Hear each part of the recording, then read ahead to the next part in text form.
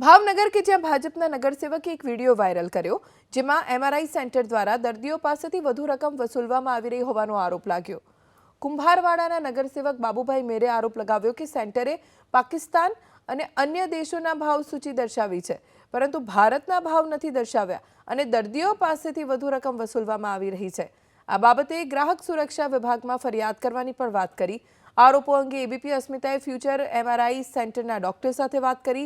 તેમણે આરોપોને ફગાવ્યા અને કહ્યું કે ભાજપના નગરસેવક દ્વારા ખોટી માહિતી સાથે વિડીયો વાયરલ થયો। જે દર્દી સારવાર લેવા માટે અને એમઆરઆઈ માટે આવ્યું હતું તેમને 2 એમઆરઆઈ કરાવવાના હતા, માટે તેમનો ચાર્જ 8,000 રૂપિયા થયો। સામાન્ય વર્ગનું દર્દી હોવાથી તેમને 30% ડિસ્કાઉન્ટ કર્યું હતું, એટલે 5600 રૂપિયા વસૂલાયા।